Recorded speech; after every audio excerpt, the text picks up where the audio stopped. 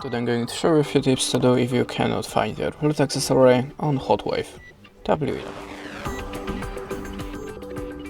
So, at the start you have to be sure that your Bluetooth accessory has activated pair mode.